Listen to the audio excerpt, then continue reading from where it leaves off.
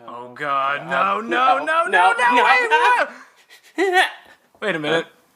Oh, No, we're good. yeah, cool. Onward ho!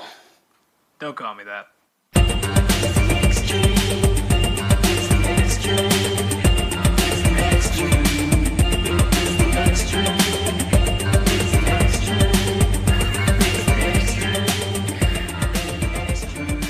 Welcome back to another episode of Extreme, everybody. My name is Zach, My name is Joey.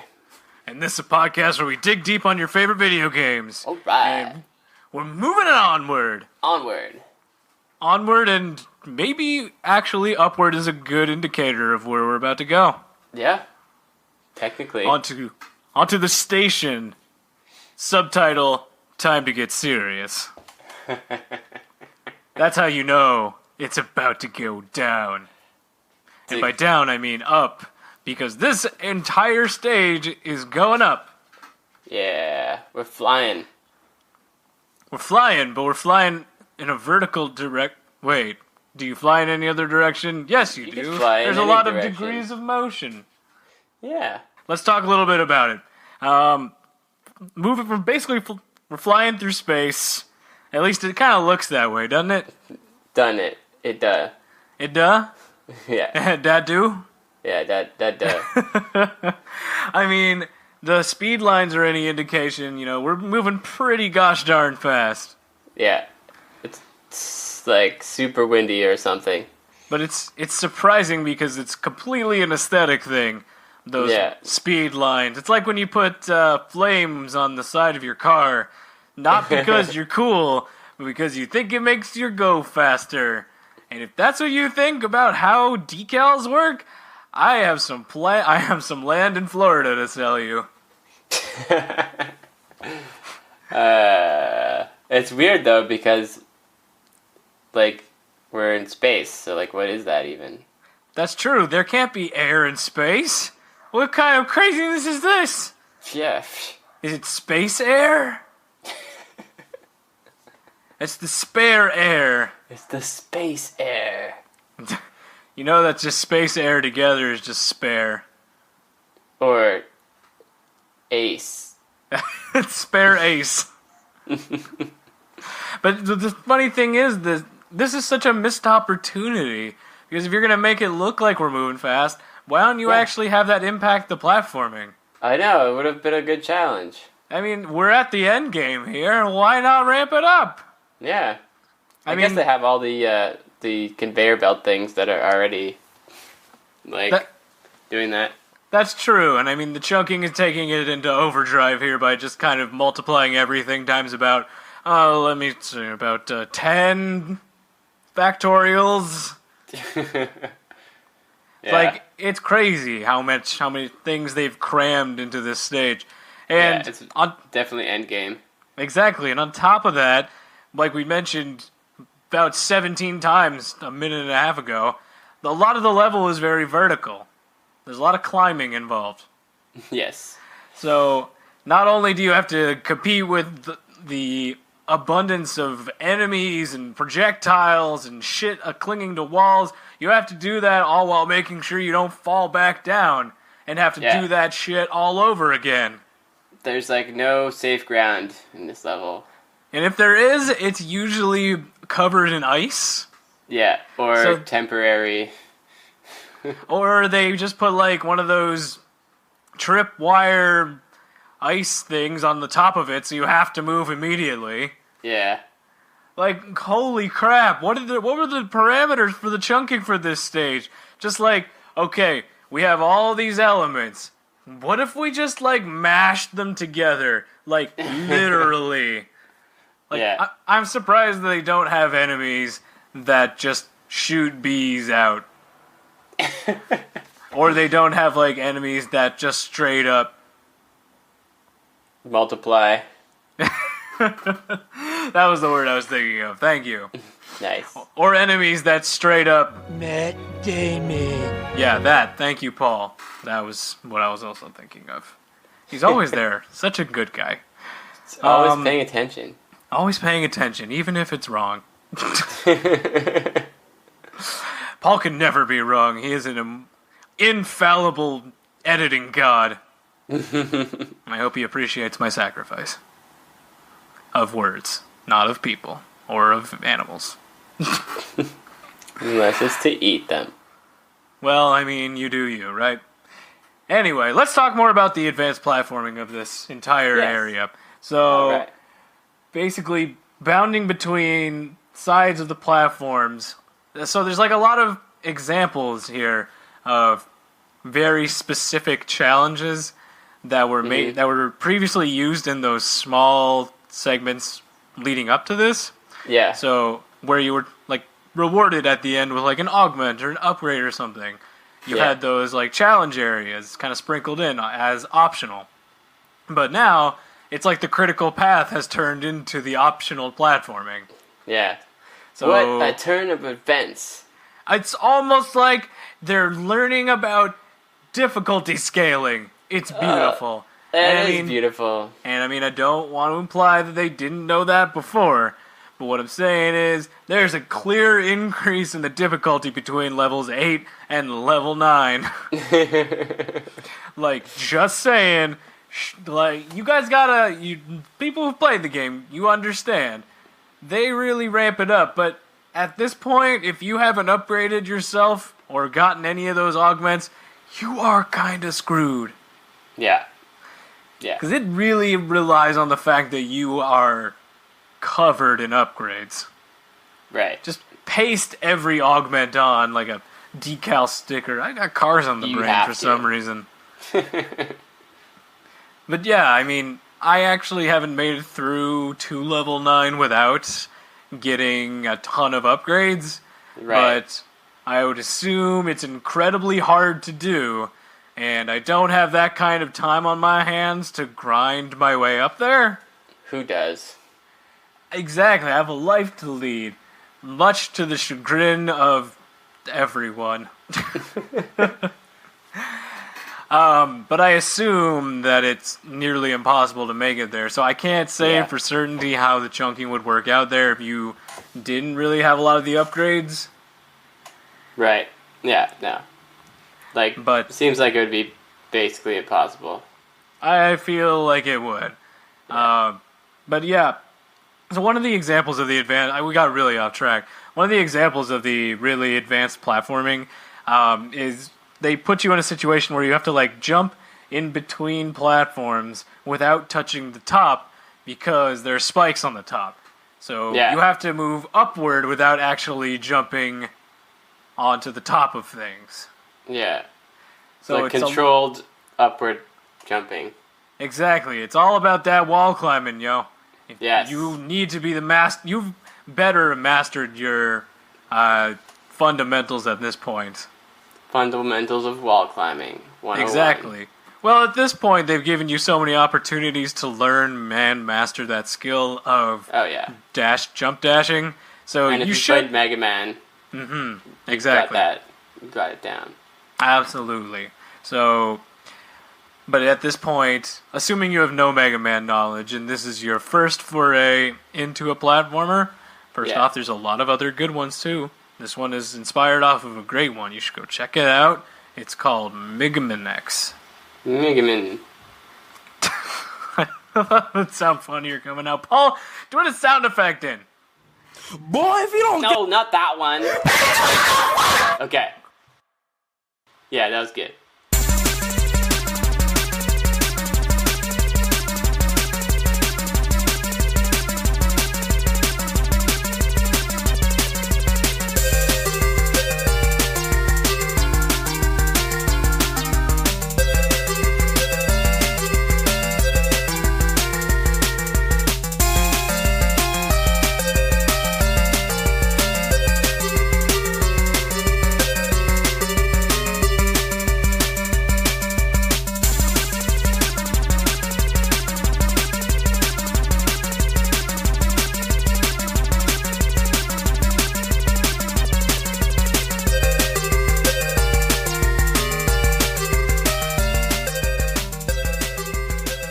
Thank you, Paul. I appreciate you playing me out like that.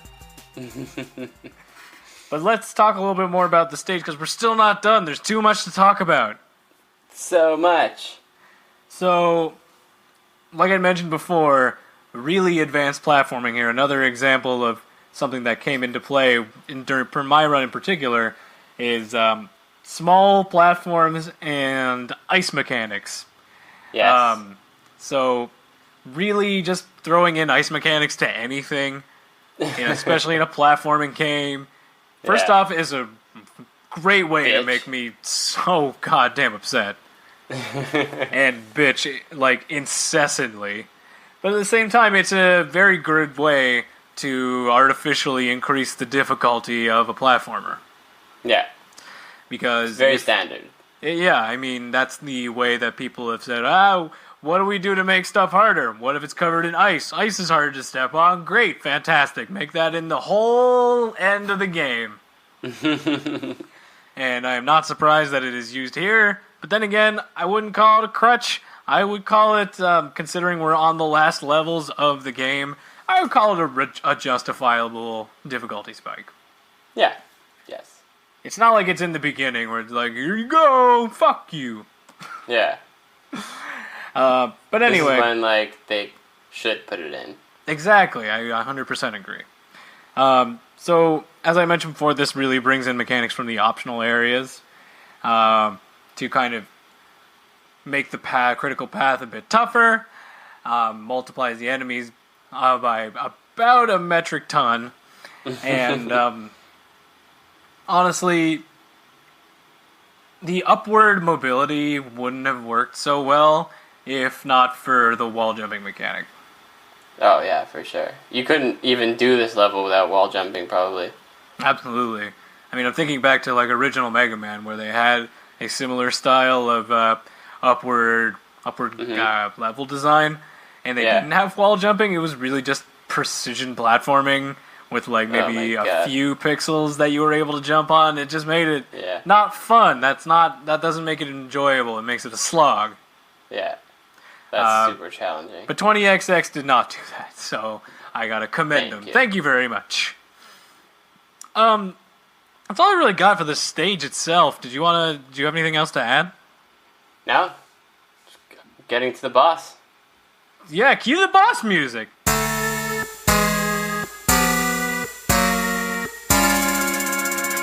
Dr. Brighton Sharp, the Duke of Development. It was at this moment that he knew. I'm not surprised at all that these guys were the bosses. I mean, they set them up in the beginning, like, they're the ones causing all this destruction and annihilation, being like, oopsie doodle, I don't know what happened. We made giant robots and now they're going crazy. Who'da thunk? Who'da thunk it? But the interesting thunked... Wait. He fucked up. Quick, pull me out. Oh, hell no! Dr. Brighton is the summation of all his parts. Yes. Literally and figuratively. He's got all the boss moves.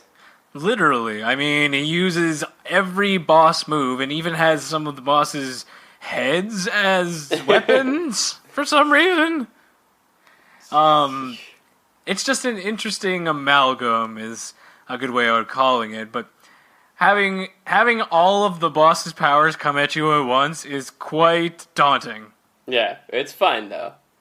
It is fun. It's a great way to culminate the bosses into one, as opposed to like, because a lot of the time games like these, specifically the Mega Man games, have a bad habit of forcing you to refight all the bosses that you've already beaten.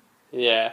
In like a gauntlet kind of thing, but I think to expedite that process and kind of pay tribute to it, the developers were just like, you know what if we just combined all the bosses into one fight? Yeah. It's good. I wish Mega Man did that. That would be, like, so cool. That would be a really cool idea. I mean, just having, like, all the bosses from X1 be one giant, like, Akira-style monster. Yeah. Somebody please don't draw that. That sounds gross. Don't. Ew. I just pictured it in my head. No. Do it. If you do draw that, do not send it to itstheextreme@gmail.com. That's ITSTHEXSTREM@gmail.com. Do not do that. Whatever you do. Whatever you don't. But seriously, I really like this boss. Yeah. But the problem for me, and maybe a few other people, is it can be a bit visually overwhelming. Oh yeah, there's just like everything going on. There's a lot going on, and a lot of like flashing lights, and a lot of like different effects you need to pay attention to, especially when he Yeah. gets closer to the end of his life. It'll just kind of really throw everything against the wall. Yeah. So it's a Especially lot to since keep track of. All the attacks are different too, so it's like you don't really get used to the visual aspect of the fight. It's just always random. Exactly. Like, inevitably, the fights kind of dissolve into just mash the crap out of the boss. Yeah. But, like, this time it's like mash the crap out of the boss with a million friggin' things happening on the screen. But I can't keep track of all that half the time. Maybe it's because I'm getting older. Who knows? Who knows? But you are rewarded with 3 boss chests after you beat this. Yeah. So So that's a So big you- reward. So you are rewarded definitely for your plate here. And again, it's good to have that confirmation of like, hey, you did a really good job, and showing, look, there is still actually maybe more to get here. Right. And we want to Not make sure over. that you are prepared. Yeah. So even if you have gotten to this point without many upgrades, just by virtue of beating this boss, you'll get triplicate. Even Yeah. if you didn't speed through in the time limit, which on this stage is actually very generous. I think it's like Yeah. about 10 minutes. They probably don't want that to happen in this level. They want to give you as much resources into the end game as possible, so Yeah. that you have the most odds of succeeding. Yeah. And there's something I just want to call out here at the end. Little small thing. There's no lore that I've seen to explain this, and there's nothing that I found online that really does it justice. The 3-headed snake at the end. The 3-headed snake. Yeah, there's a 3-headed snake right at the end, after you beat the boss, after you get the keys, and before you Okay. get into the portal. There's just a sleeping 3-headed robot snake. The ones that you kind of seen before, but this one's not attacking you. It's just sleeping. It's just there. And it has a bowl in front of it and a dead rat in the bowl. I have so many What questions. does it mean? So, first up, is this his pet? Is this his pet monster, like, robot? Did you destroy it? I did destroy it because it's an abomination against nature. And you're rewarded with upgrade chips. Yeah. I don't get it. What's the deal with that? I don't know, but like, question, like, why does he have this as a pet when it was before being used as an aggressor and a major enemy throughout the entire game? Second off, why does it have a bowl? It's a robot. What is it eating out of there? Bolts? And thirdly, why is there a dead rat in the bowl? It's not going to eat the rat. It's, again, a robot. But of all things, why is it a dead rat? Are you sure it's a rat? I don't even know. It looks like a rat. I don't know what it maybe it's a big guinea pig Could be or a big very guinea pig. hairy naked mole rat. Yeah, I think that's what it is. It's probably that, right? Yeah. I can't find a satisfying explanation as to what that means, but maybe Please, someone tell us. if somebody knows, let me know. But then again, if you don't know, we'll let this be a mystery for now. Some mysteries are meant to be unsolved. Some mysteries are meant to be unsolved. Like the mystery of why we're still talking and why Paul hasn't put in the cue music yet. Oh, no, no, no, no.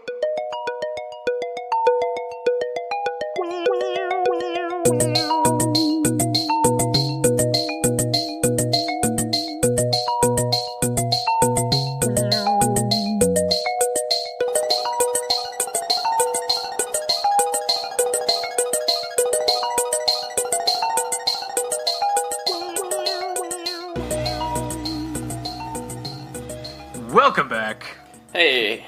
We have moved onward still onto Deep Station 2. Still not over. Onward still, yes. And as you can clearly hear in the background, shit is going crazy. Yeah, like, what the fuck? Alright, we're gonna try and do something we've never done before. We're gonna run through the stage while it's going on. Yes, because that's the only way we could experience it. Exactly. This stage is too batshit insane for us to stop and think for even a minute. We just need to run through it even while we're talking about it. Alright, let's do this. Alright, here we go. Okay. Oh my god, Jesus, there's so much shit going on. Already? Oh, Jesus, what is going on? How did all these enemies get? Oh my god, the platforming's insane. What are we doing? Oh my god. No. We made it. We did. I can't believe it. We're in somewhat decent shape. We're live. Yeah. Oh, man. Don't look. You're missing an arm. I think you might have dropped it way back there. Huh. That's what that sound was. That was your arm. Oh. Yeah. Well, that's unfortunate. Yeah. I think you'll be fine. I wouldn't worry about it. Yeah. Okay. Yeah. We'll just here. Hold still. Great. Okay. Thanks. Perfect. Yeah. That should probably do it. I think that was the sound of an arm being put into its socket again. Well, here's hoping. But I hope I attached the right thing because we're at the boss now. The boss of the game. The super boss. Dr. Arlen Flag.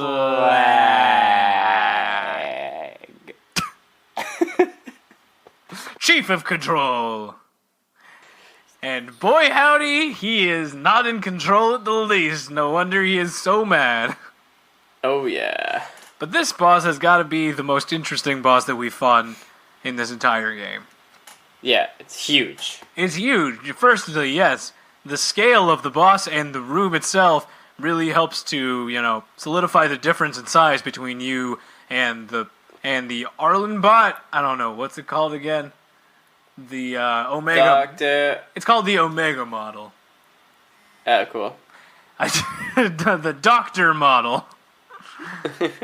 But funnily enough, the boss fight is like a miniature stage in itself. Yeah. Because what happens is the good doctor will run to one side and then generate a random piece of terrain that you need to pass through with, say it with me, lasers. Sorry. Thank you, Paul. Go on. It's okay, Paul added a little echo there too. Then, on top of that, you start having an existential crisis because you're fighting copies of yourself? Yeah, what's the deal with that? How did they get that? I don't know. Are we did the bad guys make us? Well, I think they may have, but at the same time, why are they all idiots? That too. Why do they all just have one motion that they do, and they don't even do it well?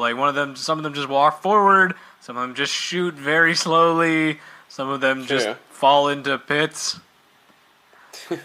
Do we have one shared consciousness that that we are currently inhabiting? Are they mocking us? Maybe this is all just a ploy to humiliate us into just sitting there and dying.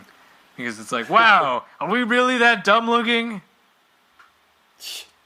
Yeah. But no, you hold yourself together and you move forward. Yeah, we destroy this shit. You don't think of the existential questions plaguing you when you destroy a literal copy of yourself. You just plow through because that's the intent of the game. Do not think deeper into the meaning of destroying yourself to move forward. No, definitely do not think about that. Do not look up any philosophical references to things like that. Anyway, I've delved on that too long. But once you make it to Do the... not. Pro tip. Don't.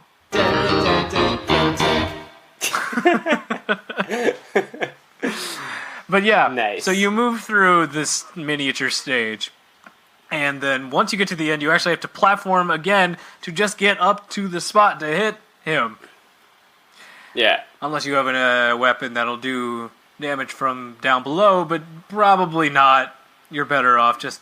It's easier to, make it up to the top, because usually in that area of platforming, there's going to be hazards that are being shot at you, like every other hazard that you've heard before. Yeah.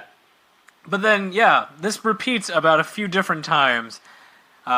Generally getting tougher with the platforming sections in the middle and at the end, in terms of what is given to you. Like literally every kind of platforming segment that you've had up to this point is being condensed into these segments. Be it small platforms, be it laser walls, be it the rotating platforms on a dolly kind of thing, be it It's all coming together. be it portals, they're all there. Yeah. And then on top of that, eventually Arlen will actually shoot at you himself as you're moving through the stage. Again, kind of increasing the difficulty one by one as it moves through, as you should do. Yes. Which makes for another compelling section of the fight itself. But overall, when you think of the sum of its parts, this is the most creative boss fight that I've seen in a long time. For a platforming game, one of the more creative boss fights. I haven't seen this really before. So I gotta say kudos. This is a very cool design for a boss. Yeah. But after you defeat Arlen, the stage is not over yet, because now you get into the final segment of the game, which is the escape. Escape the fire. We need to escape the exploding platform. Yes. Right now. It's gaining on us. It may or may not be gaining on us, because sometimes it is, and sometimes it isn't. Yeah. But the most important thing we need to do here is right in the beginning. We have to free Al. He's trapped in a cage. Why would they cage him? I know. What the hell? Al is adorable. Don't put him in a cage. He's so just cute. a sentient square. He looks like a little shy guy or something. He is a shy little guy. Aww. He doesn't have a mask on, but I get where you're going. But I mean, also freeing Al doesn't just have ethical benefits, it has gameplay benefits. True. Because once he's free, he'll actually create a giant rainbow laser that fires maybe every 15 seconds. Yeah, you need that shit. And that shit is not... I wouldn't say it's necessary. I would say it's fucking cool. Yeah, it's cool as fuck. And it adds to the just bombastic nature of the explosive exit that they're already showing you. Yeah. So, kind of just adding more explosions and then ones that actually don't hurt you are pretty nice, just from a visual perspective, to give you that sense of holy shitness. Yeah. But something I gotta say, this really blows the wind out of the aesthetic sails when this happens. So, you can still fall into lava pits here, because there's random platforming, and if you fall into the lava, it does what it does at any other stage. It teleports you back to the last stable point that you were on. Right. Even if that point is where an explosion currently is. Now, let me explain to you. When an explosion is going on in this game, that does not mean that an actual explosion is happening. Yeah. You do not get hurt by the explosion. It's just what visual. happens is it's entirely visual. Yeah. What happens is the camera pans back, and so do the explosions. The explosions are like, whoa, sorry man, I didn't realize you were gonna come back. Here, take this spot. It's fine. I didn't touch it. Yeah, we're just following you. It's like if a guy came up to you who looked really big and tough, and then you came up to him like in the least threatening manner possible, and he backed away immediately and was like, "Whoa, no, I'm not looking for any kind of trouble here. I'm gonna go. I'm gonna go over there. No, please, sir. Yeah, no, this is yours. You sit, enjoy." Yeah. Like, then really, because the whole point of the ending here is to give you the aesthetic, like, setting of escaping an exploding area. But I guess the problem with that comes in the fact that you can't die in this. Well, you shouldn't die in this area. You can.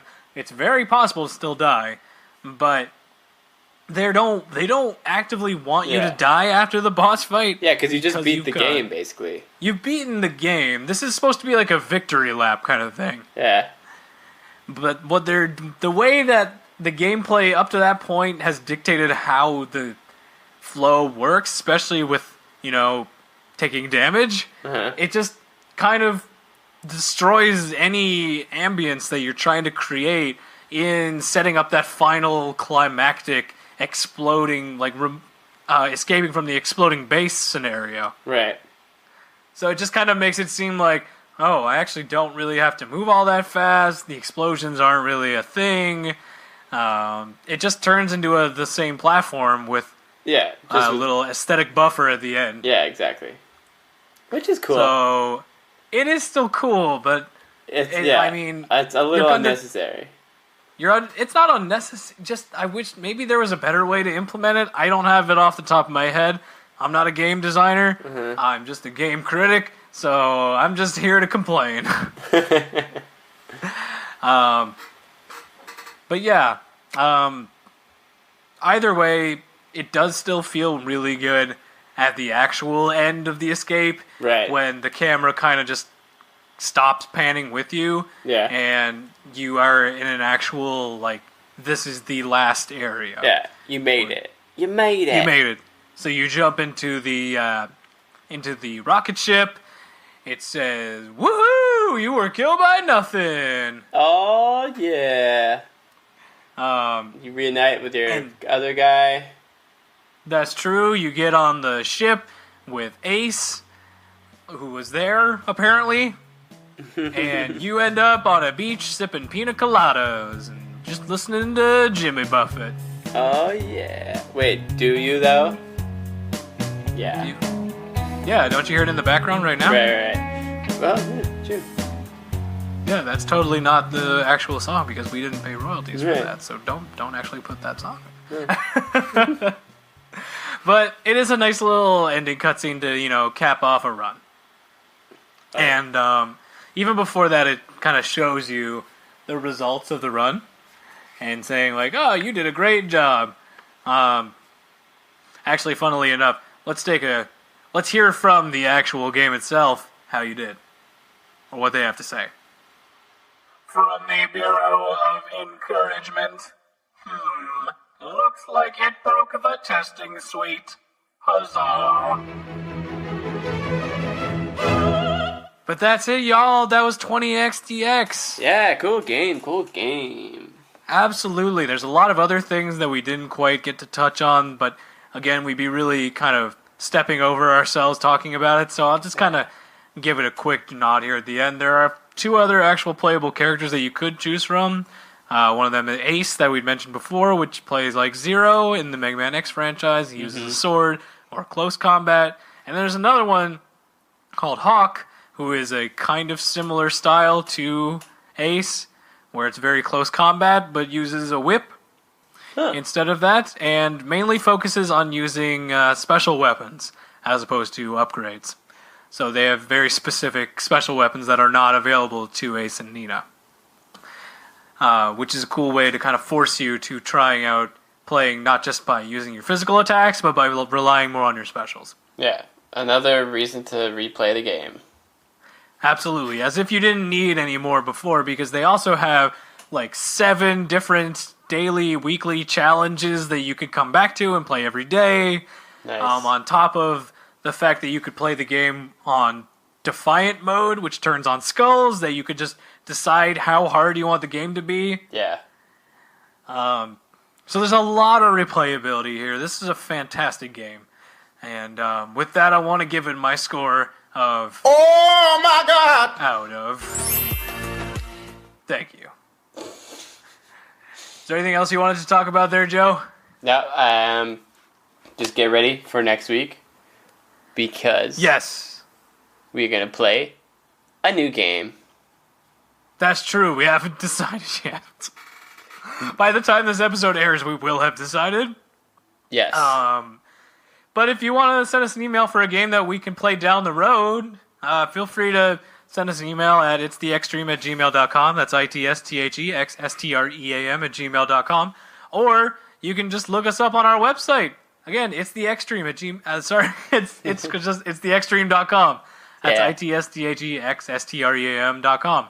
Nice. And you'll find all of our episodes. You'll find all of our socials on there. Blogs. You'll even see stuff that you'll see the stuff that I've been writing up for the site. I've been writing up blogs. I've been writing up just stuff that kind of comes to mind whenever I feel like it.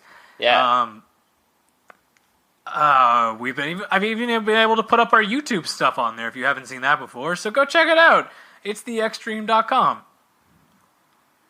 All right. I think you'll have a moderate amount of fun. Oh, yeah. And what else can you ask for? Not that much.